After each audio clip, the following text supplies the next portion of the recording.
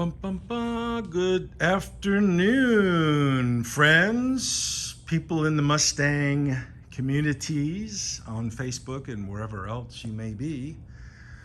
This right here, 1965 Mustang Fastback, me and Steve Clark found down in Katy, Texas. Long story short, we bought for basically nothing. It needs everything, which almost everything metal-wise has been completed on this car.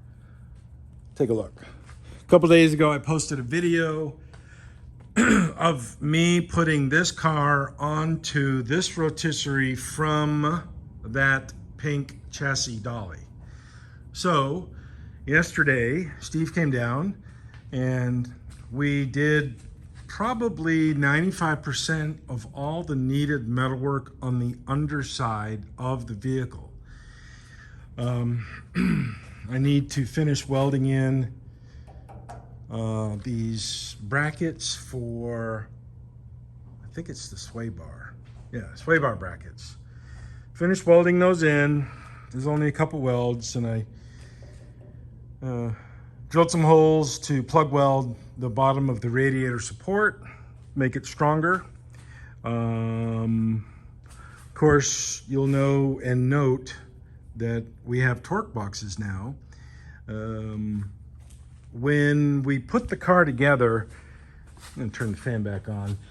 When we put the car back together with new metal, we welded everything from the inside of the car down. So a lot of the underside of the car itself needed to be addressed. And the only way we can really do that quickly, easily, and efficiently is putting the car back on a rotisserie. But we couldn't do that until everything was welded up. So everything is a process, everything is step by step. Everything has to be done in a sequence to make sure that the next step we do undertake is successful. We can do it, we don't have any mistakes, we don't have any errors to deal with. So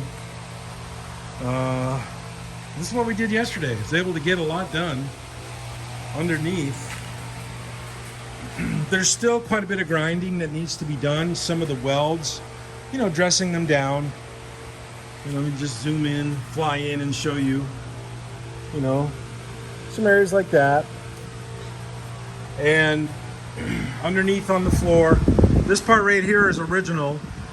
And even though the new floor came with this back section, I didn't want to take this back section out because it didn't need to be. It was perfectly fine. And the original floor has these indentation gussets where the replacement floors do not. So I kind of wanted to keep that there. But the main thing, it would have all come out. If that part there was bad, I wouldn't care about those little factory indentations. But it's kind of cool to keep them in there in place. The rear torque boxes, we didn't remove from the underside, but the top side, the caps that go on the rear torque boxes, we did remove, blasted the inside, primed and painted the inside, and then put them back on both sides. And then of course the aforementioned brand new, freshly installed front torque boxes on this car, which that alone was a video and a story in and of itself, simply because they're not as easy to install as perhaps the manufacturers and some of our peers on YouTube will indicate. They took a lot of time to get them in right, to get them in tight. Right and tight is my way of doing things. I like to have things in very tightly against the firewall. No gaps, no room for any movements. And on this side, I had to cut it. I had to cut that and make that into two pieces to get it to go in tighter. So it's in tight now. It's in really good, really well. And it's really tight and it's really good. So I'm really happy. I'm really pleased. I'm really satisfied with this car. This car's come a long ways, folks, a very long way. Now, let me just show you this. This Dodge Challenger, I've decided this is my own personal car. It's going to be a convertible with no convertible.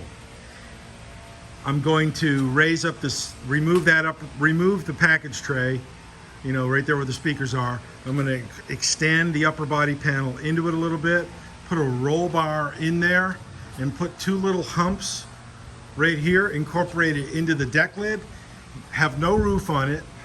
I'm going to have to strengthen the quarters, or excuse me, the rockers, pull these rockers apart, put some bracing in there. I'm going to put some bracing underneath the kick panels in the lower part of the A-pillar, and even in the A-pillar I'm going to put a pipe in there. Tie it in to the floor in front and a beam going side to side, put in a new firewall and a new floor. But all this stuff from here back is coming off, and I may put like a little spoiler lip here, and the roll bar will be kind of right here where that B-pillar support is, and it will be right above someone's head in the back seat. The back seat will be abbreviated, it'll be smaller to fit, because it's not going to be really designed to be a rear, you know, carrying people in the back, but there will be a seat there for somebody to go in if needed. It's only going to be a fair weather car, won't be out in the rain, won't be out in the snow, of course. You know, live down here in South Texas. So that's the plan. The roof is rotted, so it's going in the junk pile. That's the plan. That's what I'm going to work on, and it's something different. I've never seen one of those kind of cars that I just outlined on that. So it'll be fun, it'll be interesting, and this is a first glimpse of that process. But anyways, folks, I have to go. I've got things to do. Be good. Smile. You can get more done with a smile. There's a lot of stink bombs out there. There's a lot of turd burglars in this kind of business. There really are. So I've chosen to not be one, and just trying to do fair, honest dealings with you and with myself, because that's the big deal. Folks, I gotta go, as I said. Peace, be good, choose. See ya.